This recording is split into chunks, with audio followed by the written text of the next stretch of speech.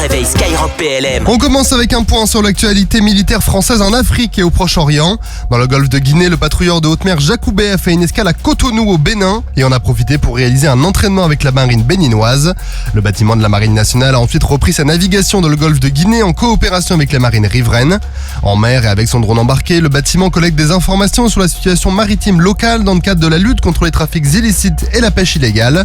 Le Jacoubaix patrouille désormais vers Dakar qui sera l'ultime étape de son déploiement avant sa relève par la frégate de surveillance Germinal en provenance des Antilles. Le Falcon 50 basé à Dakar a lui réalisé 3 opérations de lutte contre les trafics illicites et de police des pêches.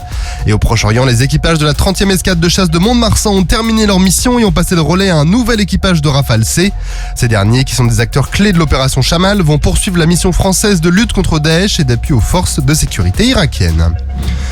Pendant 10 jours, un avion Falcon 50 de la Marine nationale a réalisé des vols de surveillance maritime dans la zone économique exclusive française en Guyane pour renforcer la sûreté maritime des côtes guyanaises, notamment contre la pêche illicite, non déclarée et non réglementée. Durant ces 10 jours, le Falcon 50 a effectué près de 10 vols pour un total de 30 heures de survol de la zone. Il a identifié 8 navires en infraction de pêche illégale. Les constatations ont ensuite abouti à la rédaction de procès-verbaux qui pourront aller jusqu'à des poursuites administratives et judiciaires pour les pêcheurs illégaux. Une façon pour la Marine nationale de préserver la souveraineté française dans la zone de responsabilité. De nouveaux hélicoptères pour la gendarmerie nationale. Le ministère de l'Intérieur va recevoir 42 hélicoptères H145. 36 d'entre eux sont destinés à la sécurité civile et 6 iront dans les rangs de la gendarmerie nationale. Cette dernière recevra 2 appareils en métropole, tandis que les autres pourraient se retrouver affectés en Guyane, à Mayotte et à la Réunion. Pour elle, ces appareils permettront de garantir les missions de souveraineté en Outre-mer, comme les interventions dans des environnements particulièrement exigeants de type haute montagne. Ces hélicoptères H145 remplaceront les 33 EC145 qui sont en service depuis près de 20 ans. Les livraisons débuteront dès cette année et s'échelonneront jusqu'en 2029. Et l'armée de champions cartonne sur les pistes. En biathlon, le sergent Lou Janomo, qui avait notamment défilé avec l'armée de champions le 14 juillet dernier, a terminé 2e de la Mass Start à Antos en Italie.